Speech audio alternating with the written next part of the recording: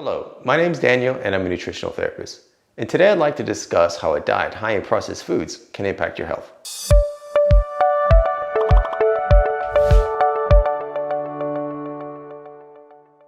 Okay, so we hear over and over that processed foods are bad for our health. But why is that? So today I'd like to discuss the potential impact that a diet high in processed foods can have on your health. When we talk about processed foods, we're referring to the foods with that long ingredient list. Examples are things like soft drinks, sweet and savory snacks like cookies, potato crisps, candies, breakfast cereals, microwavable frozen meals, and fast food. They tend to be high in salt, added sugars, fat, and additives, which makes them extremely palatable and hard to resist. The problem is, over the years, these types of foods are making up more and more of our diet, all the while displacing healthier whole foods that are more nutrient dense as opposed to being energy dense. And why is that? For starters, they're cheap, they're convenient, they've got long shelf life, and they take little to no preparation. They're also everywhere. It's hard to walk into a shop these days and find something that isn't processed. So when we're looking for something to eat on the go, a candy bar or a packet of chips makes a convenient option. But the trouble is, there's a downside to letting the bulk of our diet be made up of processed foods. And that's what I want to discuss today. Now, one of the main problems with processed foods is they're pretty hard to stop eating. In fact, in this study, we can see that when rats were given the choice between water sweetened with saccharin or cocaine, 94% chose the water sweetened with saccharin.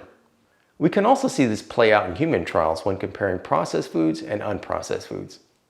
This study investigated the difference in energy intake from subjects placed on an ultra-processed diet and an unprocessed diet. They were told to eat as little or as much as they liked. From this graph, you can see that the subjects on the ultra-processed diet consumed 508 calories more than the subjects on the unprocessed diet. And as expected, when the subjects were on the ultra-processed diet, they gained 0.9 kilograms, while also losing 0.9 kilograms on the unprocessed diet. As you may know, Western countries are currently facing an obesity crisis, and these higher intakes of processed foods could be playing a major role. From this study, we can see that the subjects in the highest quintile of processed food consumption were 32% more likely of being obese. And this trend is also seen with children.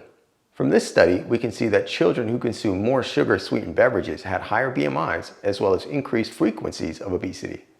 Children with obesity have fourfold increased risk of developing diabetes in adulthood. So making sure our children are adopting healthy diet habits is crucial in helping them to grow into healthy adults. With processed foods, we tend to see higher amounts of refined carbohydrates and added sugars. And the higher consumption of these added sugars can lead to an increased risk of inflammation, insulin resistance, as well as increased risk of developing type 2 diabetes. Processed foods also contain various food additives which could impact your health. We've got things like MSG, which some people react poorly to.